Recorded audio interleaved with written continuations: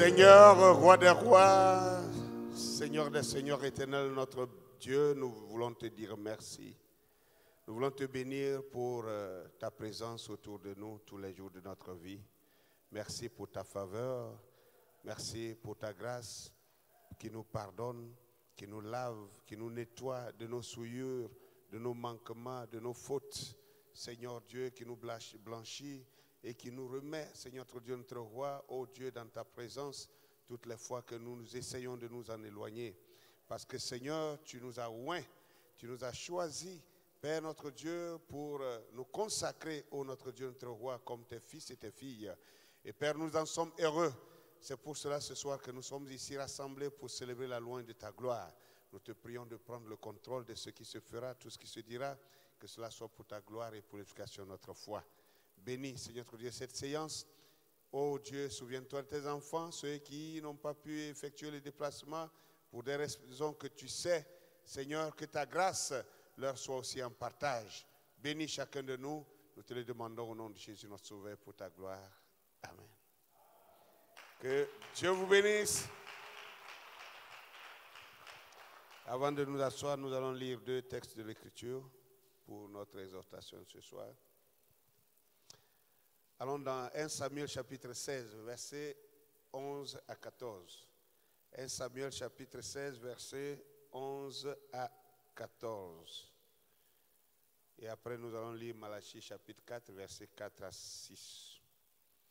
1 Samuel 16, 11 à 14 nous dit, « Puis Samuel dit à Isaïe, « Sont cela tous tes fils ?» Et il répondit, « Il reste encore le plus jeune, mais il fait paître les brebis. » Alors Samuel dit à Isaïe, « Envoie-le chercher, car nous ne nous placerons pas avant qu'il ne soit venu ici. » Isaïe l'envoya chercher. Or, il était blond, avec de beaux yeux et une belle figure. L'Éternel dit à Samuel, « Lève-toi, oins-le, car c'est lui. » Samuel prit la corne d'huile et l'oignit au milieu de ses frères. L'Esprit de l'Éternel saisit David à partir de ce jour et dans la suite. Samuel s'éleva et s'en alla à Rama. L'Esprit de l'Éternel se retira de Saül, qui fut agité par un mauvais esprit venant de l'Éternel. Alors, lisons Malachie 4, versets 4 à 6.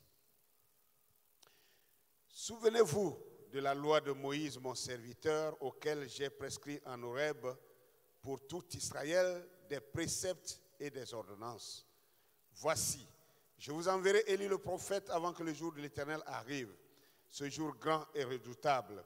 Il ramènera le cœur des pères à leurs enfants et le cœur des enfants à leurs pères, de peur que je ne vienne frapper le pays d'interdit. Amen. Que le Seigneur bénisse la lecture de sa parole. Vous pouvez vous asseoir. Alléluia. Bien, ce soir, nous allons parler sur ce thème que j'ai choisi, saisir sa destinée. Amen. Un homme devrait saisir sa destinée. Chacun de nous devrait saisir sa destinée. Et pour saisir cette destinée, il faut la connaître. Gloire à Dieu. Alors, comment connaître, comment saisir sa destinée?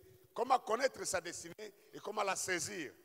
Ici, selon ce texte ici, nous voyons que tout est ressorti là dans la vie de David. David était l'un des multiples fils de son père Isaïe. Isaïe avait plusieurs fils. Bon, la Bible tantôt dit qu'Isaïe avait 7 fils. De l'autre côté, on dit qu'il en avait 8. Gloire à Dieu. Ok. Quoi qu'il en soit, si David était le 7e, alors il était l'achèvement. Et s'il était le 8e, alors il était le recommencement des choses. Gloire à Dieu. Quoi qu'il en soit, il était bien positionné. Amen.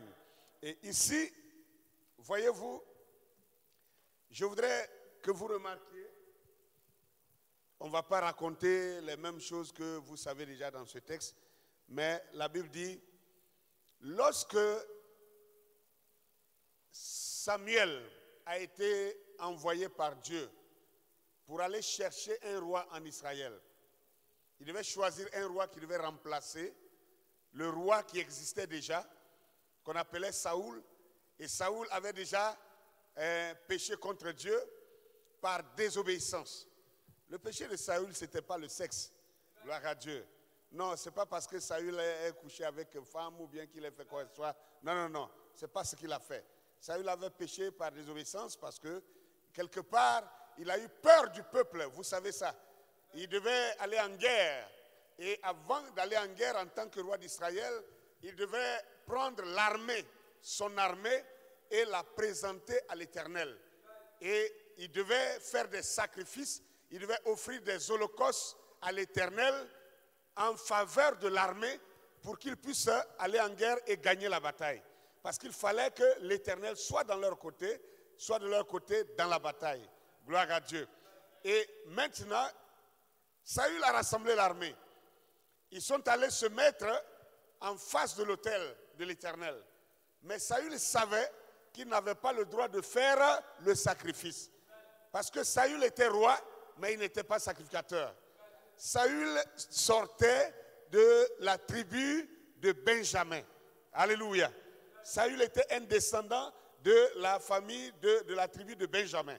Et la tribu de Benjamin n'avait pas le droit de faire le sacerdoce. Amen. Donc Saül était roi, il avait un certain nombre de privilèges, mais il n'avait pas le droit d'aller jusqu'à faire le sacrifice. Et alors la Bible dit que Saül attendait parce que c'est Samuel qui devait venir en tant que prophète et sacrificateur. Samuel était les deux. Samuel était prophète et sacrificateur. Donc Samuel devait venir et faire le sacrifice devant Saül et l'armée pour confier l'armée à l'Éternel avant qu'il puisse aller en guerre. Et la Bible dit que Samuel traînait à venir. Samuel a tardé à venir. Samuel le prophète n'est pas venu à l'heure. Et il était en retard. Selon Saül. Gloire à Dieu. Et puisqu'il ne venait pas et que l'armée était là, dans l'attente, Saül était là. Et le peuple a commencé à faire la pression. Gloire à Dieu. Et la Bible dit, vous savez, l'ennemi faisait pression. Et donc le peuple avait peur. Ah mais vous attendez quoi? L'ennemi est en train de venir. Et puis vous attendez, ils vont venir nous massacrer. Ça bavardait. Et Saül, qui était le roi, il a déclaré ceci. Alléluia. Oh, Saül a vu la pression du peuple et il ne pouvait plus attendre. Lui-même, il s'est levé en tant que roi. Il a laissé, comment on appelle ça? Il s'est trompé de service. Parce qu'il est allé pour faire le sacrifice à la place du sacrificateur. Est-ce que vous comprenez cela? C'est là où il a péché. Quand il a fini de faire le sacrifice, il a tué les animaux et il a mis du feu. Il a fait l'holocauste. Immédiatement, Samuel, le prophète, est arrivé. Samuel arrive et il voit Saül en train de faire le sacrifice. Et Samuel pose la question à Saül, mais qu'est-ce que tu fais? Amen. Vous savez que je vous ai déjà prêché ça ici. Qu'est-ce que tu fais? Et voilà Saül qui répond pour dire, non Samuel, je fais le sacrifice, comme tu le vois. Il dit, mais pourquoi as-tu fait ça? Il dit, mais je ne pouvais plus attendre. Il dit, le peuple faisait pression et j'ai eu peur du peuple. Voilà ce qu'il a dit. Il dit, j'ai eu peur du peuple. Comme tu ne venais pas. Amen. Frères, sœurs, sachez une chose. Dieu n'est jamais en retard. Et Dieu ne sera jamais en retard. Quelle que soit la situation que tu traverses, quelles que soient les prières que tu as élevées à Dieu, les jeûnes que tu as faits, et tu regardes, c'est comme si tu ne reçois pas de retour de la part de Dieu. Ce n'est pas un retard de sa part. Dieu vient toujours à l'heure. Dieu est toujours à l'heure. Et il ne sera jamais en retard. Quand Jésus était en voyage et que son ami Lazare était malade et que ses frères ont envoyé aller appeler Jésus pour lui dire, mais ton ami Lazare est malade, si tu ne viens pas, vite, il va mourir. La Bible dit que Jésus a reçu la nouvelle le même jour-là, au lieu de se lever pour partir, aller prier pour Lazare pour qu'il ne meure pas. Jésus est resté, il a fait encore 4 jours. Il a traîné pendant 4 jours avant de se lever pour partir. Amen.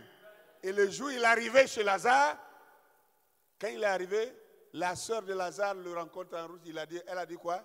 Mais c'est déjà trop tard. C'est déjà trop tard.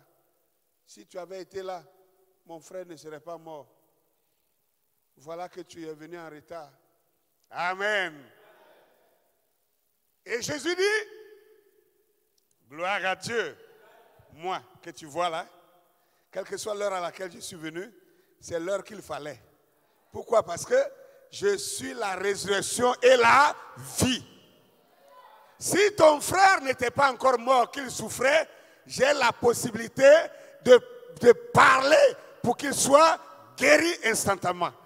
Maintenant qu'il est déjà mort, pour vous les hommes, c'est impossible. Mais pour moi, ce n'est pas impossible, car je suis la résurrection et la vie. Montrez-moi où vous l'avez enterré. Il dit, hey, ça fait 4 jours, il doit sentir déjà. Alors, accompagnez-moi là-bas. Vous savez la suite. Gloire à Dieu. Pour vous dire que Dieu n'est jamais en retard. Le temps de Dieu est le meilleur. Notre problème, on n'est pas patient. Nous sommes toujours des impatients. Et ça fait partie de l'homme. L'homme est impatient. L'homme ne peut pas attendre longtemps. Amen. Quand nous voulons quelque chose, nous le voulons maintenant et tout de suite. Mais Dieu n'opère pas comme ça. Dieu n'opère pas comme ça. Ce que tu appelles une éternité, ce n'est qu'une seconde devant Dieu. Amen. 1000 ans égale un seul jour devant Dieu. Donc, ce que tu appelles sa trop durée là, pour lui, ça ne vaut même pas une fraction de seconde. Amen. Donc, quand tu pries pour quelque chose, sois aussi patient pour attendre le temps de Dieu. Saül n'a pas pu attendre. Saül était pressé. Et il répond à Samuel en disant, le peuple faisait pression et j'ai eu peur du peuple car tu ne venais pas. Alors il dit, ok, sache que l'Éternel Dieu n'a pas besoin des sacrifices. Il préfère l'obéissance. Qu'est-ce que ça veut dire l'obéissance? Dans l'obéissance, il y a aussi la patience. Est-ce que vous avez compris maintenant? Parce que le problème de Saül ici, amen, c'était le manque de patience. Et Samuel lui répond pour dire, l'obéissance vaut mieux que les sacrifices. Ça veut dire, tu as fait des sacrifices tout à l'heure. Les sacrifices que tu viens de faire là, Dieu n'a agréé aucun. Si tu avais patienté, si tu avais obéi à ma voix qui t'avait dit, attends-moi, j'arrive, même si c'est jusqu'à 18h. Si tu attendais, alléluia, que j'arrivais à 18h, que je faisais le sacrifice, Dieu agréerait ce sacrifice. Donc l'obéissance est mieux que le sacrifice. Ce qu'il n'a pas compris, même l'ennemi qui menaçait, amen, c'est sous l'ordre du prophète Samuel. Samuel lui a dit, j'arrive, je viens pour vous recommander à Dieu. Si c'est Dieu qui contrôle, quelle que soit la menace de l'ennemi, il ne viendra pas. Il ne viendra pas jusqu'à ce que le sacrificateur vienne faire le sacrifice et puis vous allez partir. C'est ça qu'il faut comprendre. Est-ce que vous comprenez quelque chose? Souvent on prie et puis on tremble. Tu pries pour quelque chose et puis tu trembles.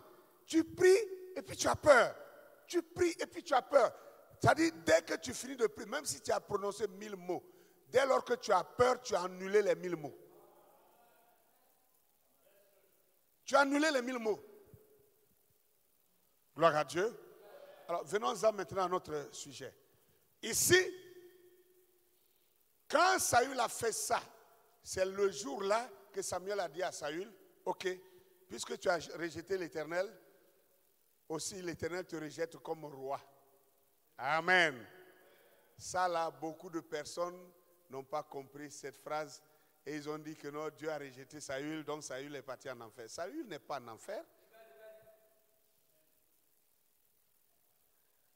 Saül n'a jamais été en enfer et il n'ira pas en enfer. Samuel n'a pas dit l'Éternel te rejette comme son fils. Il dit il te rejette comme roi. Il te rejette en tant que roi. Tu ne seras plus roi sur Israël. C'est point. Est-ce que ne pas être roi, ça veut dire qu'il n'est plus israélite? Il n'est plus hébreu? Il n'est plus juif? Il l'est toujours. Amen. C'est pourquoi le prophète nous a dit que Samuel, quand Samuel est ressorti de sa tombe après 2 ans de mort, quand Saül, Dieu l'a abandonné, qu'il est allé invoquer le prophète qui est sorti de sa tombe, il lui a dit quoi? Tu viens de pécher encore. Ok, aujourd'hui là même là, tu seras avec moi ici. Amen. Alors le prophète dit, mais Samuel était où? Est-ce que Samuel était en enfer? Ah, il était dans le sang d'Abraham, non? Alors le prophète Samuel dit, aujourd'hui même, tu vas aller en guerre, hein, tu vas me retrouver ici. Donc tu vas me retrouver dans le sein d'Abraham. Ce n'est pas en enfer. Ça montre que Saül n'était pas perdu. Mais Dieu l'a rejeté en tant que roi.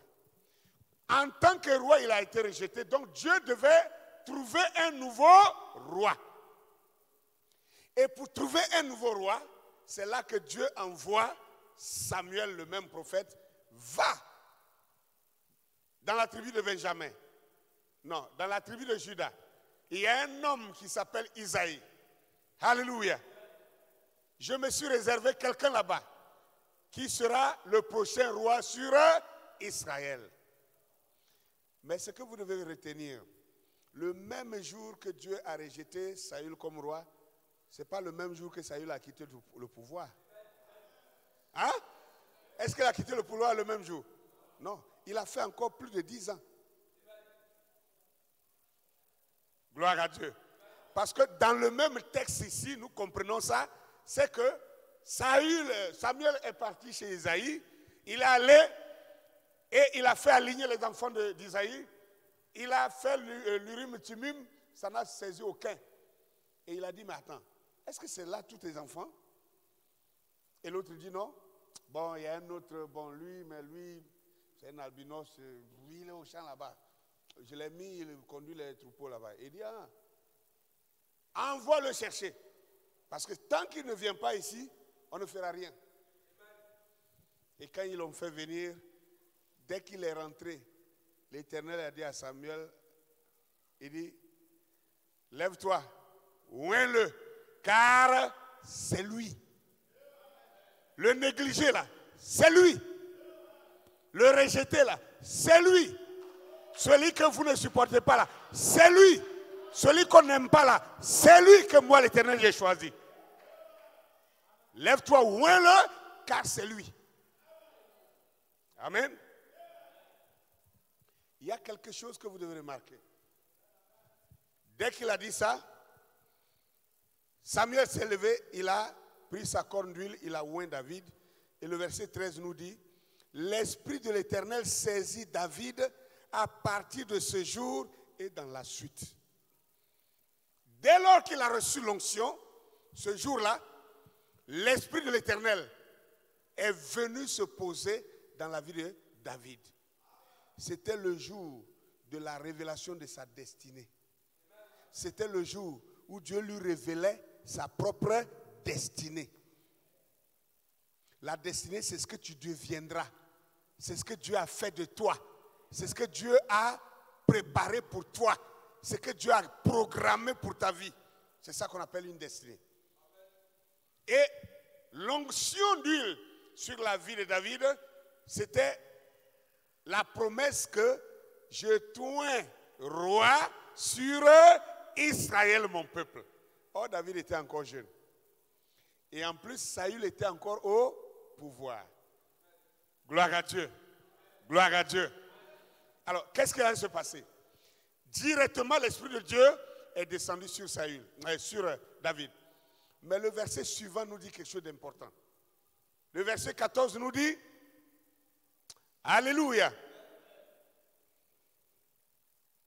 Le verset 13 nous dit, l'Esprit de l'Éternel saisit David à partir de ce jour et dans la suite. Samuel se leva et s'en alla à Rama. Le verset 14, l'Esprit de l'Éternel se retira de Saül, qui fut agité par un mauvais esprit venant de l'Éternel. Quelqu'un peut comprendre quelque chose? Ça veut dire l'onction de la royauté. C'est le même esprit de Dieu, hein? Mais en tant qu'onction de royauté, il n'y en a pas deux. C'est la seule onction. Donc Dieu déplace cette onction. Quand il met ça sur la tête de quelqu'un, tant que Dieu l'agrée, personne d'autre ne peut être roi. Est-ce que je me fais comprendre? Dès lors que Dieu a rejeté Saül, si vous comprenez bien, vous savez que le même Saül aussi a été oint par le même Samuel là, non? Vous savez ça?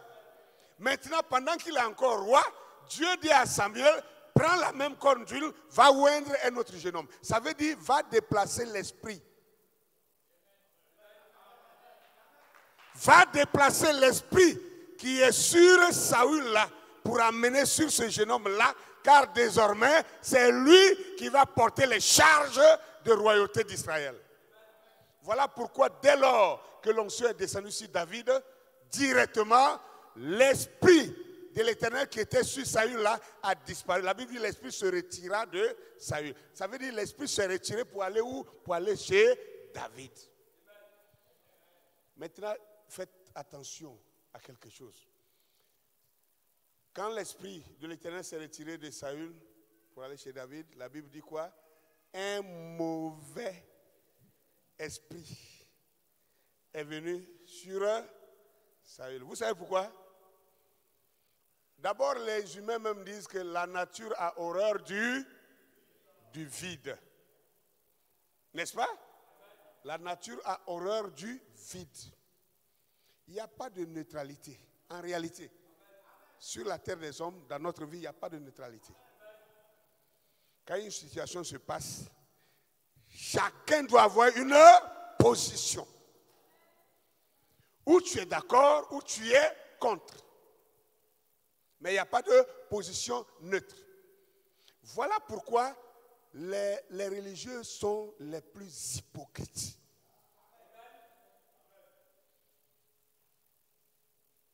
On a entendu, à un moment donné dans ce pays, des gens voulaient marcher, et puis les autres sont sortis pour dire, vous les chrétiens là, vous n'avez pas le droit de marcher. Vous là, vous, votre place est à l'église. Mais c'est ce que vous avez toujours dit. Donc on vous rappelle maintenant que votre place est à l'église. Est-ce qu'il y a neutralité? Il n'y a pas de neutralité. On ne peut pas dire ce qu'on pense, mais on le dit dans notre cœur. Je suis d'accord avec ça, je ne veux pas ça. Moi, j'aime ça là, j'aime pas ça là. Mais quand on te dit, il faut venir dire ça, moi, je suis neutre. Hein. Tu es un faiblard. Tu es malheureux même. Tu n'es même pas heureux.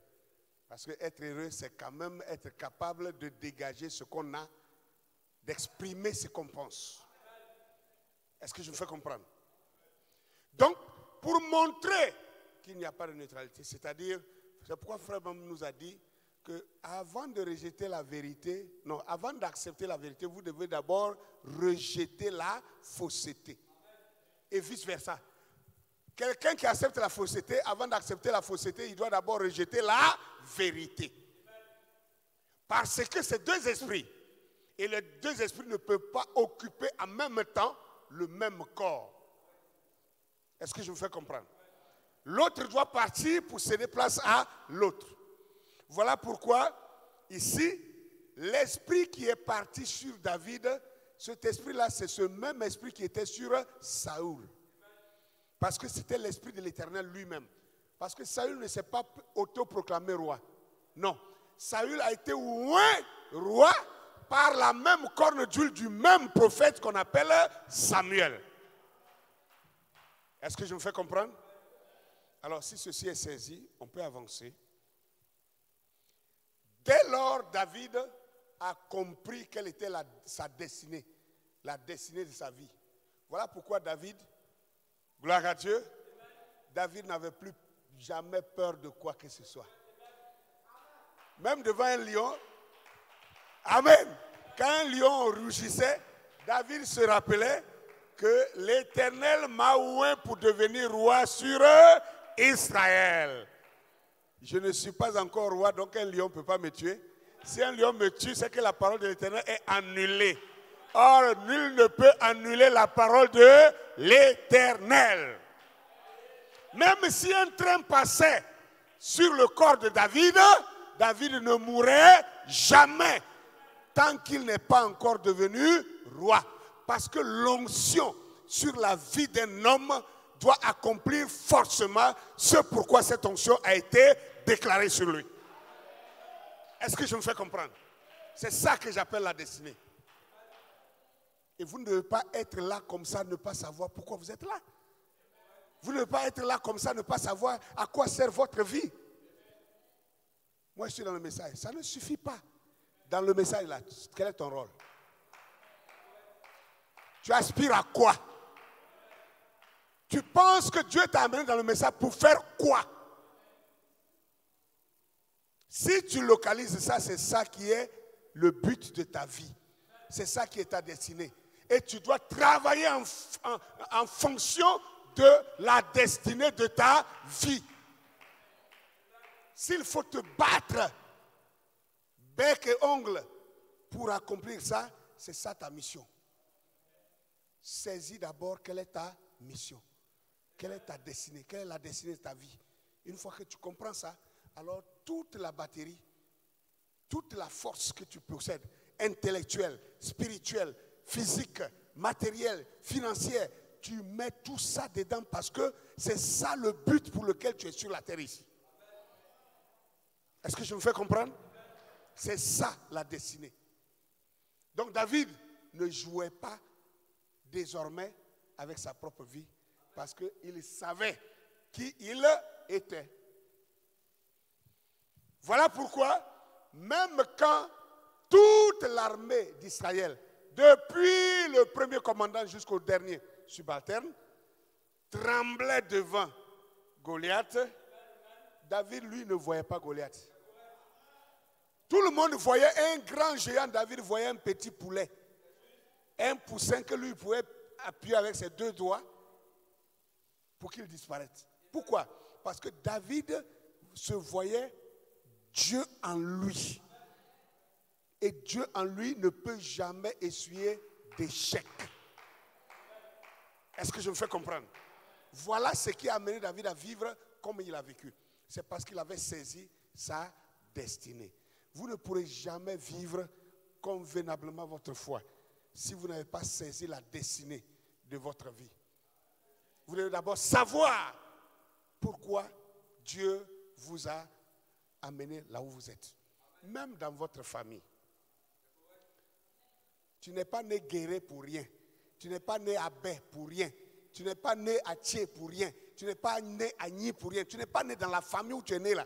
Tu as une place là-bas. Tu as une position dans ta propre famille même. Même si ton père a eu 20 enfants, même si ton père a eu 50, 40, 60 enfants, mais toi, tu dois comprendre que tu as une place de choix parmi les 60 enfants et que tu as un rôle à jouer au milieu de ces 40 enfants.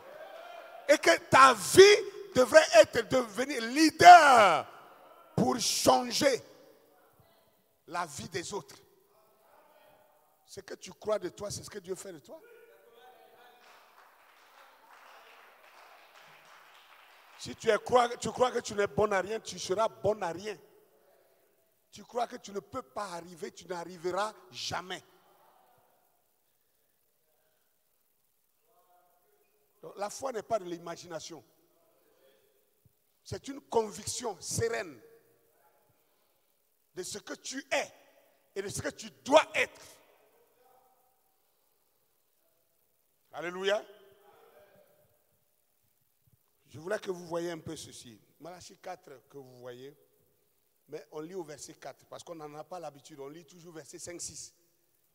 Verset 4 nous dit, souvenez-vous de la loi de Moïse, mon serviteur, auquel j'ai prescrit en Horeb pour tout Israël des préceptes et des ordonnances. Souvenez-vous de qui? D'Élie le prophète? Non.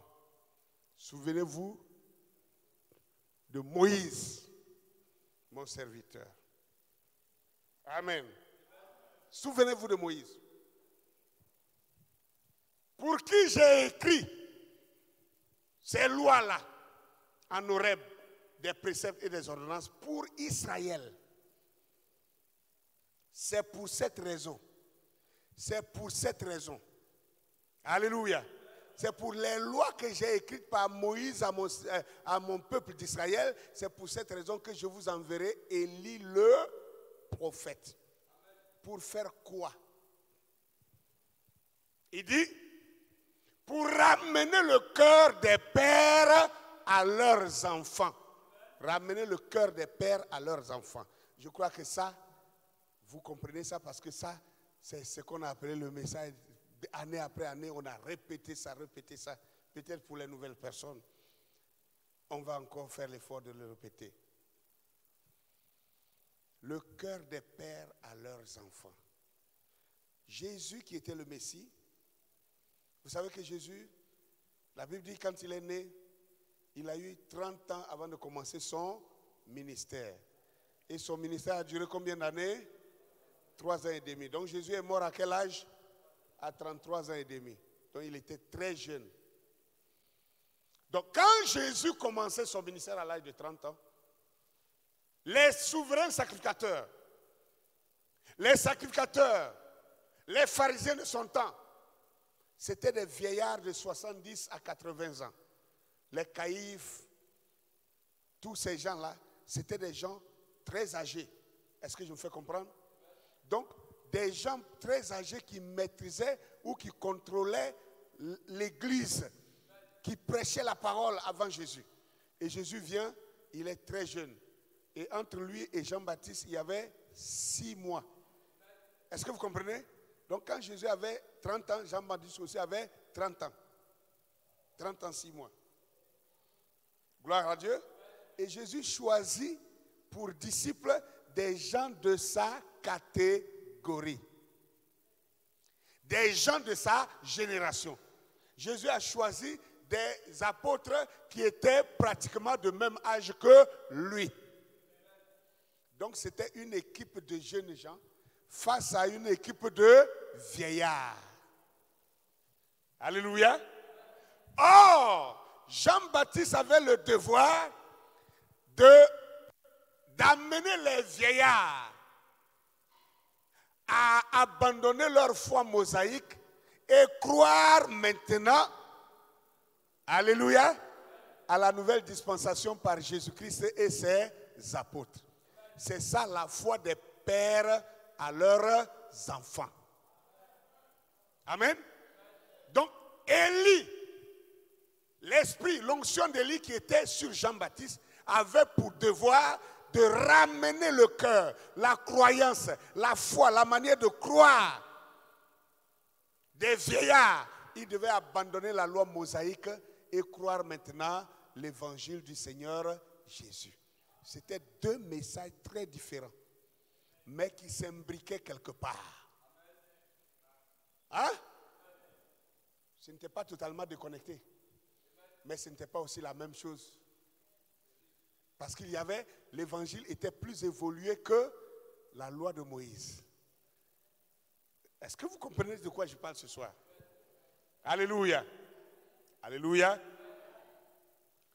Vous savez que la Bible dit que Paul, quand il parlait, il a dit, Moïse a des gens qui le prêchent chaque sabbat. Moïse a des gens qui le prêchent chaque sabbat.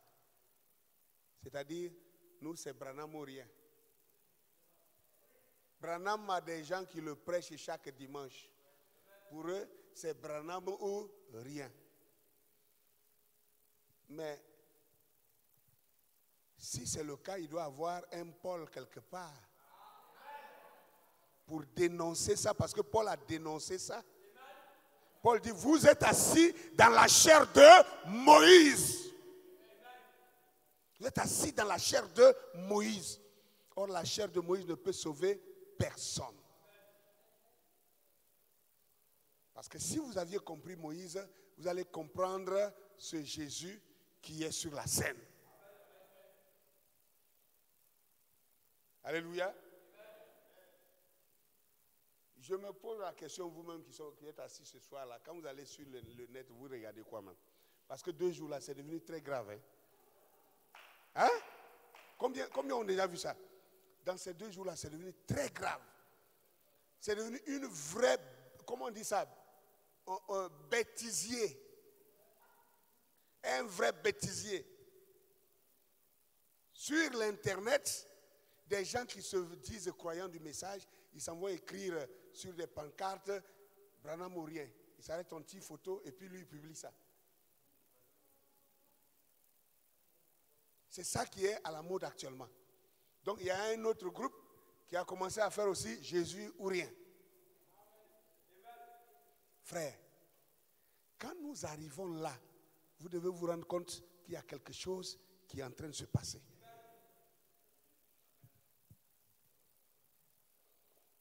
C'est ça là que vous appelez message? C'est ça que vous appelez message? C'est ça qu'on veut prendre moi pour me confronter? Ah non. Ah non. Ça ne peut pas bouger mon petit pouce. Jamais.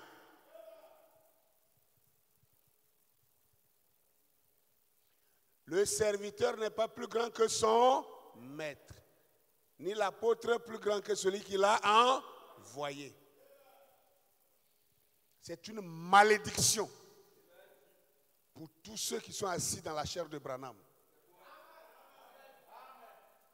C'était une malédiction pour tous ceux qui étaient assis dans la chair de Moïse. Paul lui-même était dans la chair de Moïse. C'est pour ça qu'il persécutait l'église du Seigneur. Il a même jusqu'à confronter le Seigneur sans se rendre compte. Et le Seigneur lui a dit, mais Paul, pourquoi me persécutes-tu? Ces gens pensent qu'ils sont en train de rendre service à Dieu. Ils combattent le Seigneur. Ils sont devenus des ennemis de la croix. Si c'est ça que vous croyez, vous êtes en danger. Vous êtes en danger. Amen. Donc, maintenant, regardez, il doit ramener le cœur des pères à leurs enfants. Mais la phrase suivante dit, et aussi le cœur des enfants à leur père. C'est là où vous devez comprendre que la parole de Dieu n'est pas comme un roman. Parce que si on le lisait comme un roman, ça là, ce sera une bêtise. Parce que regardez, on dit bon, j'ai envoyé quelqu'un pour venir, il va prendre la foi des enfants pour donner au père, et puis il va reprendre la foi des pères pour redonner aux enfants. Il a fait quel travail? Hein? Si c'est du tucotac, il n'a rien fait. Il est venu perdre du temps pour rien.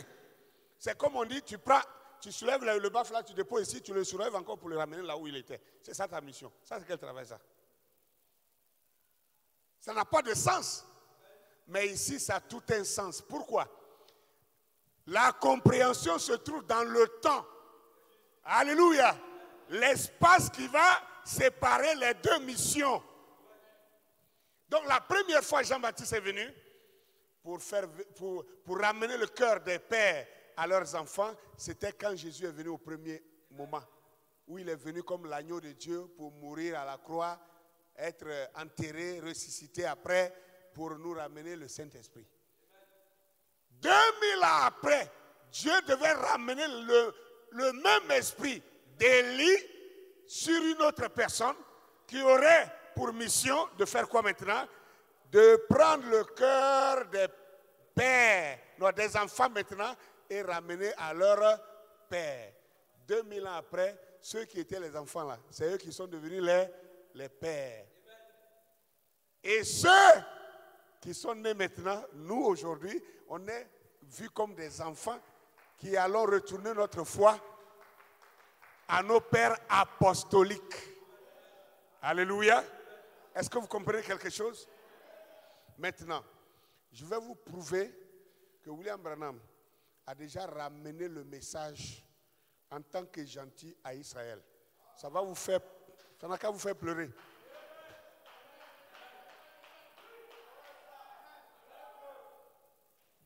Il l'a déjà fait.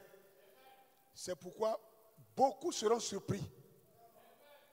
C'est à cause de ça que le message n'est plus le message.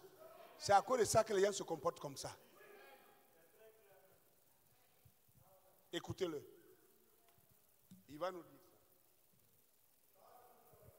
ça. Alléluia. Dans la marque de la bête. Prêché le 17 février 61. Notez bien, hein, parce que si vous ne notez pas, je ne veux pas après que quelqu'un vienne dire, ah, le pasteur a dit ça, c'est pas vrai, c'est pas dans le temps. Il a dit ça ou non? Bon, j'ai oublié où il avait dit ça. Alors tu boucles ça, tu te fermes. Si tu veux débattre là-dessus, il faut noter. Et puis tu vas aller chercher, tu vas voir si c'est vrai ou faux. Amen. La citation 50.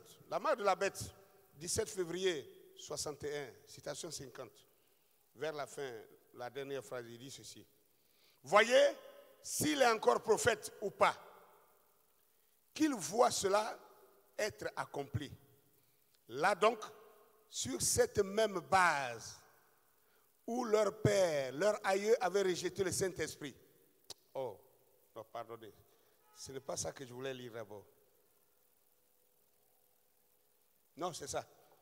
Où leur père, où leur aïeux avaient rejeté le Saint-Esprit.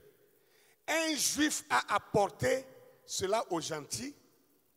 Et ici, un gentil le ramène aux juifs. Non, est-ce que vous avez compris quelque chose? Je suis désolé que ce soir, on n'a pas allumé le projecteur. Mais il dit, un juif a apporté cela aux gentils. Et il dit, virgule, ici, un juif le ramène, mais un gentil le ramène aux juifs. Il dit, quand ce juif recevra l'évangile, les jours des gentils seront terminés.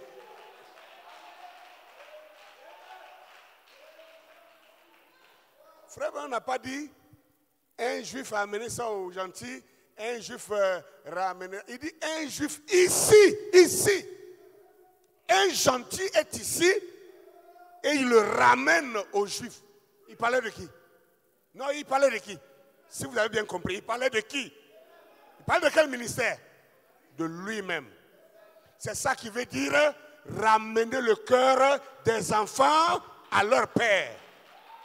Parce que les pères là-bas, dit Frère Branham, l'église primitive était entièrement juive. Entièrement, totalement juive. Et il précise que tous les apôtres de Jésus étaient des juifs. Donc la foi apostolique là, gloire à Dieu, c'est pourquoi Malachie 4 commence, verset 4, il dit d'abord, souvenez-vous de la loi de Moïse, mon serviteur, que j'ai prescrit en Horeb, alléluia, des préceptes et des ordonnances pour Israël. Pour qui? Pour Israël. Et quand Jésus est venu pour transmettre la foi, ce n'est pas aux gentils qu'il a donné. Il a donné ça à Israël. C'est ça qu'il voulait dire, amener la foi des enfants à leur père. Donc Jésus, leur enfant, est venu leur communiquer la foi. Maintenant, 2000 ans plus tard, nous, aujourd'hui, ça doit être encore Israël à la fin. Gloire à Dieu, qui va retourner pour prendre la foi apostolique qui était là-bas. Donc, un gentil qui avait reçu, l'apôtre Paul a pris l'évangile, il l'a amené chez les gentils. Les gentils ont parcouru les 7 tailles de l'église jusqu'à la fin. Et à la fin, le dernier messager est un gentil qui prend l'évangile pour ramener aux Juifs. C'est quoi qui est compliqué ici?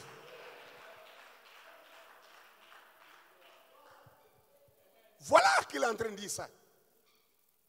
Je vous ai dit, notez bien. Allez lire. Si c'était projeté, je veux voir la ponctuation même qui est utilisée là. Amen. Oui.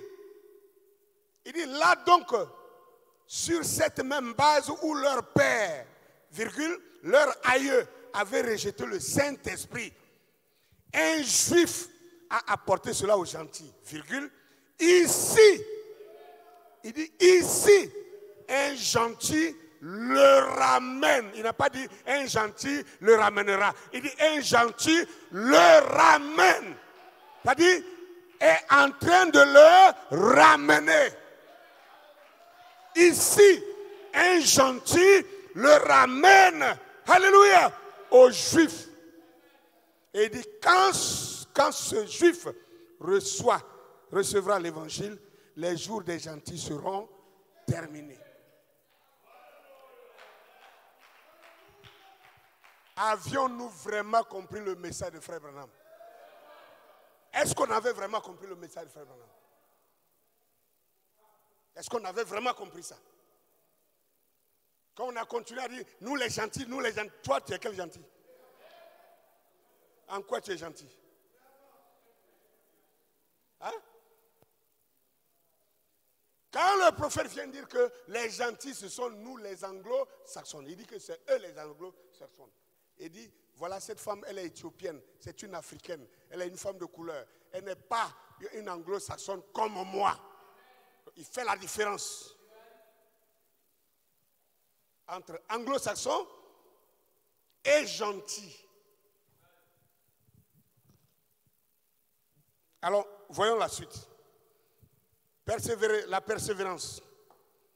Notez, hein, ce que j'ai dit ce soir-là, je sais que c'est grave pour vous. Donc, j'exige que vous notez ça.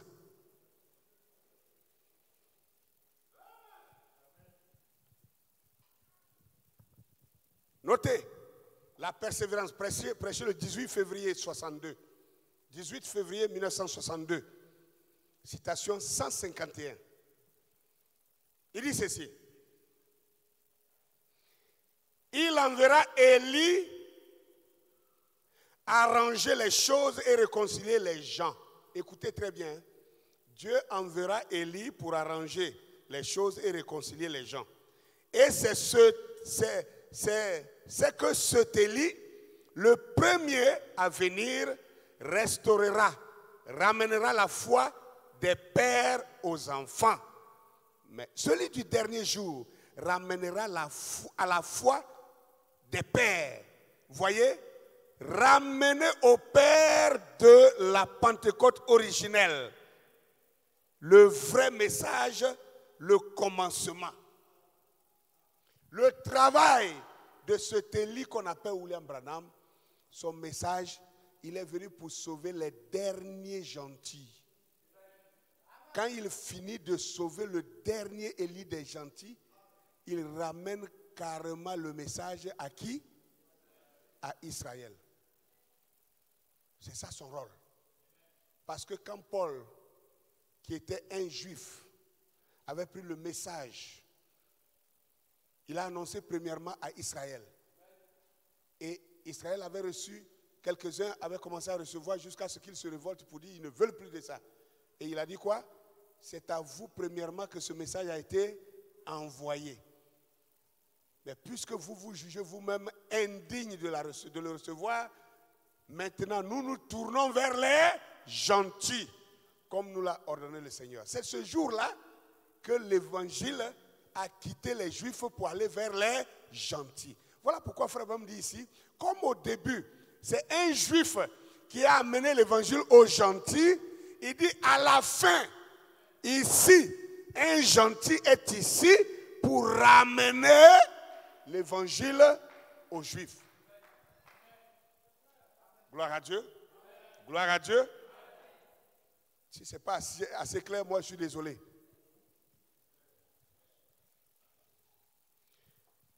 Accepter la voie à laquelle Dieu a pourvu pour le temps de la fin.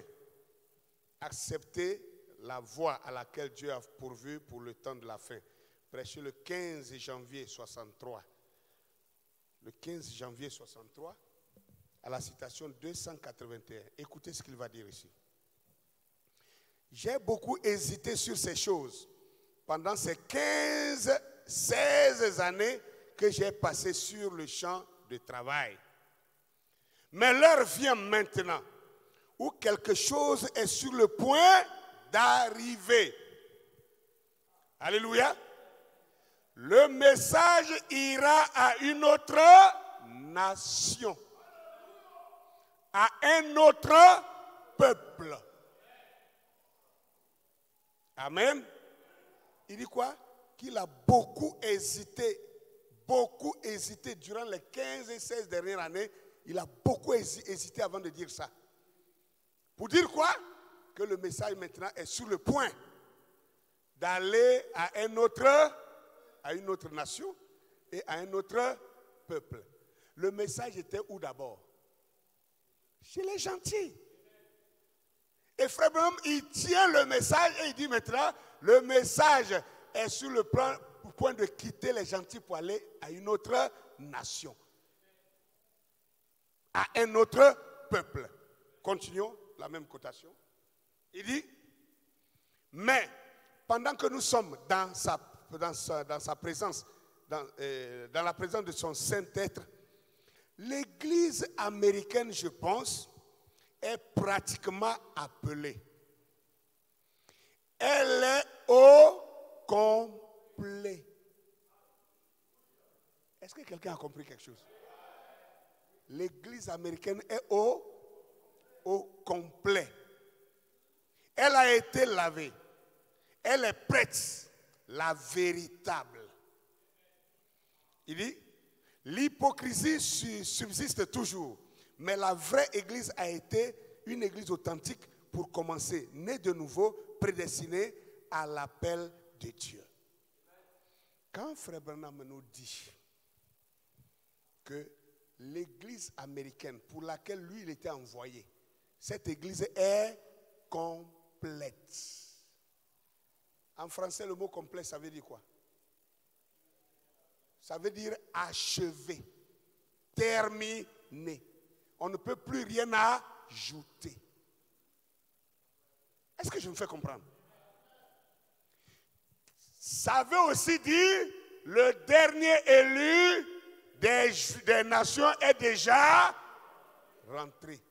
Alors maintenant, le message fait quoi là-bas? Le message va rester là-bas, faire quoi? Pour chercher qui? Pour sauver qui ou quoi?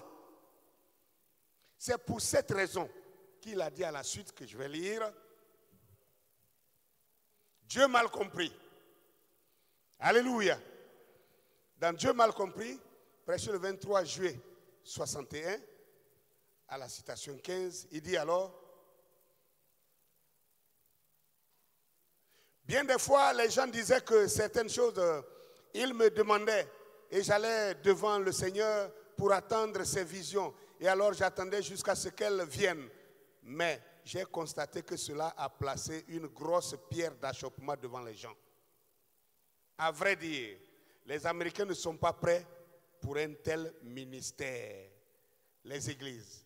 C'est vrai, c'est au-delà de leur époque. Vous voyez? Et cela entraîne toutes sortes de choses. Certains vous traitent de démons, certains vous traitent de spirites, d'autres vous appellent des fils de Dieu, un Dieu et tout.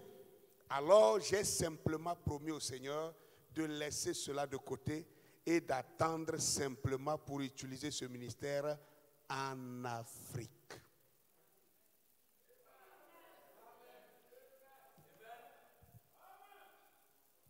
Le message doit aller à une autre nation, à un autre peuple. Alors moi qui détiens ce message en tant que messager du 7e ange, je me suis promis de garder ce message, ce ministère et de l'apporter en Amérique. En France? En Europe? Il a dit où? En Afrique. Donc les Juifs de Dieu sont où?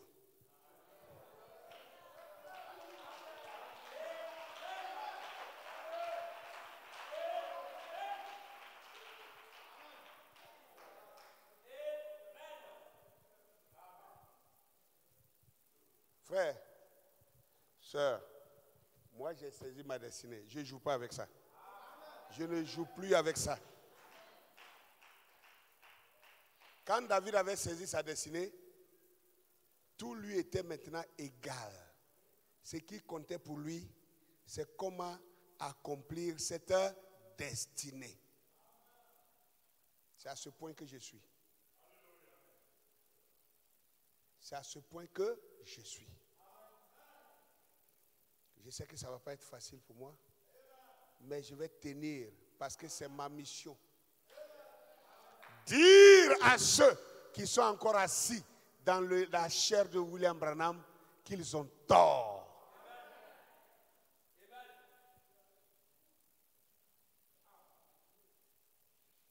C'est vous qui comptez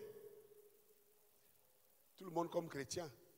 D'ailleurs, je vais vous dire une chose. On n'a qu'à être pragmatique. Faisons un petit exercice. Quand le message revient à Israël, ça sauve combien de personnes? Combien? 144 000, non? Vous pensez que 144 000 là, c'est petit? J'ai dit n'importe quoi. Je me suis amusé à m'asseoir pour dire un peu. On dit qu'au Congo, RDC, il y a au moins 3 églises qui ont 20 000 membres. Hein? 3 églises qui ont 20 000 membres. Ça fait combien? 60 000. Et il y a les 2 000, les 1 000 ici, les 1500, les 500, les 800, tant. En Côte d'Ivoire, c'est à peine si dans le message, on a 2 églises qui ont 1000 membres. Je crois à peu près, il y en a que peut-être 2. C'est au Togo qu'on peut avoir, petit Togo, là, on a église qui a 2000 membres, 3000 membres aussi. Oui. Donc, si nous mettons tout ça un peu comme ça, on va se retrouver peut-être autour de 200 000 membres. Peut-être, si on prend les autres pays d'Afrique, tout ça, on peut se retrouver autour de 400 000 membres. Et Dieu en a besoin de combien? 144 000 membres. Ce que vous devez savoir, c'est que le même messager nous a dit, dans notre tabernacle amour fraternel ici, même où nous sommes assis ici ce soir, il y a 3 catégories. 3 sortes de croyants. Si on prend, on enlève les soi-disant croyants. On enlève les incrédules. Les croyants seront combien? Faites la même chose pour les églises de 20 000 membres. Hein? Vous allez vous rendre compte que Dieu ne ment pas. Si c'est ça qui vous fait peur, vous avez tort. Moi, je vous dis une chose. Même si Dieu disait qu'il va venir sauver 2, moi, je crois que je serai l'un de ces 2-là. C'est ça le secret que vous devez avoir. Au lieu de trembler, non. Bon, est-ce que vous savez combien de personnes se trouvent dans le corps de l'épouse? Est-ce que vous connaissez ça? Vous pensez que l'épouse, donc ce sera des milliards de personnes. Qui vous dit ça? Parce que l'épouse, il n'y a pas eu de nombre qui a été déterminé. Mais vous ne connaissez pas le plan de Dieu. Vous ne savez pas combien Dieu a sauvé. Personne ne peut le dire. Alors, on préfère juste pour couvrir notre peur, dire non, moi je suis dans l'épouse. Parce que dans l'épouse, il n'y a pas de nombre. Mais là, c'est grave encore. Parce qu'il y a un temps pour le décollage. Peut-être que c'est déjà fait. Qu'est-ce que tu en sais? Qu'est-ce que tu en sais? C'est ça là on a peur de dire. C'est ça là on a peur de dire. J'ai dit peut-être que. C'est du français aussi, non?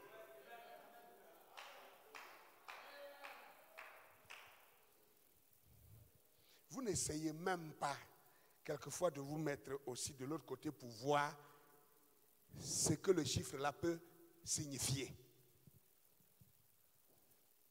On a dit quand on est face à face là, si j'écris 6, et puis on est face à face, Moi, j'ai écrit 6. Toi, tu es en face de moi. Tu vois combien? Tu vas voir 9. Moi, je te dis, c'est moi qui ai écrit mon chiffre. Je n'ai pas écrit 9, j'ai écrit 6. Tu as dit, mais non, ça là, c'est 9. On va se bagarrer, on va aller jusqu'au coup de poing. Tant que tu n'acceptes pas de venir de mon côté pour voir, quand tu as arrêté ici, là, qu'est-ce que tu vois? Tant que moi aussi, je n'accepte pas de changer de position pour aller là-bas, pour voir quand tu es là-bas, là, qu'est-ce que tu vois? On ne va pas s'entendre.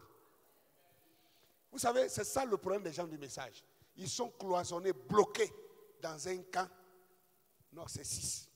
Non, c'est 6. Non, c'est 6. Mais va de l'autre côté, tu vas voir si le chiffre là devient, si ça reste 6 encore. Va aussi de l'autre côté un peu. Vous voyez, c'est ça que j'appelle la religion. La religion vous bloque, vous cantonne dans un camp là, et vous êtes là, fiché là.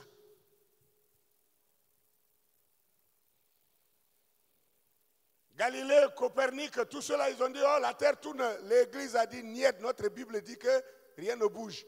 Tuez-le. Aujourd'hui, cette église, elle est où? Elle est où? Tous les prédicateurs sont d'accord maintenant que la terre tourne autour du soleil. Mais vous avez tué le pauvre bonhomme, pourquoi? À cause de votre dogme, à cause de votre religion. Parce que vous étiez fichés. Non, moi c'est la Bible ou rien. Moi c'est la Bible ou rien. Moi c'est la Bible ou rien. La Bible, là, Dieu a parlé, mais c'est les hommes qui ont écrit. Et il y a des réalités. Il y a des réalités qui nous permettent de savoir que ceux qui ont écrit là, s'ils ont modifié, si on peut savoir. Parce que si le... Alléluia. On dit Josué a arrêté le soleil. Quand tu lis dans ta Bible que Josué a arrêté le soleil. Donc, si nous voulons rentrer dans l'étymologie de cette phrase-là, ça veut dire que le soleil se déplace. Hein? C'est ce que la religion dit. Est-ce que ça c'est vrai? C'est faux. Le soleil ne bouge pas. Tout le monde sait aujourd'hui que le soleil ne bouge pas. Mais si nous prenons la lettre qui est écrite là-bas, là, ça veut dire quoi? Josué a dit, soleil, arrête-toi. En réalité, est-ce que c'est le soleil qui s'est arrêté ce jour-là? Qu'est-ce qui s'était arrêté? C'est la terre qui s'est arrêtée. Donc on devait écrire quoi?